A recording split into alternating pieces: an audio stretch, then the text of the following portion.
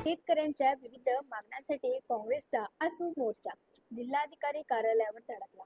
प्रदेशाध्यक्ष हर्षवर्धन सपकाळ यांच्या नेतृत्वात काढण्यात आलेल्या या मोर्चात ट्रॅक्टर आणि बैलगाड्यांना घेऊन शेतकरी काँग्रेसचे कार्यकर्ते पदाधिकारी मोठ्या संख्येने सहभागी।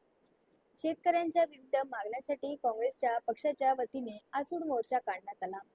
नांदेड शहरातील नवीन मोंढा भागातून निघालेला हा आसूड मोर्चा जिल्हाधिकारी कार्यालयावर धडकला।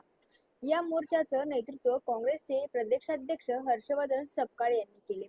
मोर्चात ट्रॅक्टर आणि बैलगाड्या घेऊन शेतकरी काँग्रेसचे कार्यकर्ते पदाधिकारी मोठ्या संख्येने सहभागी झाले होते। काय मागण्या होत्या नेमक्या? आज काँग्रेस पक्षाच्या वतीनं विराट असा 5 ते 6 हजार शेतकऱ्यांचा जिल्हाधिकारी कार्यालयावर आसूड मोर्चा काढण्यात आला।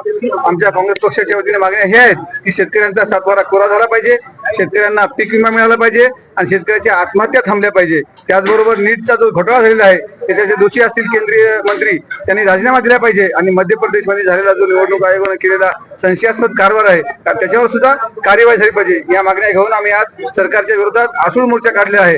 या मोर्चाचं नेतृत्व आदरणीय काँग्रेस पक्षाचे प्रदेशाध्यक्ष हर्षवर्धन सपकाळ साहेब, त्याचबरोबर काँग्रेसचे जिल्ह्याचे खासदार रवींद्रदादा चव्हाण साहेब, माजी आमदार बेटमावरेकर साहेब असतील, भिंगे सर आहेत, माजी जिल्हाध्यक्ष सर्व आणि सर्व पक्षाचे ज्येष्ठ मंडळी यांच्या नेतृत्वात आज मोर्चा काढण्यात आला।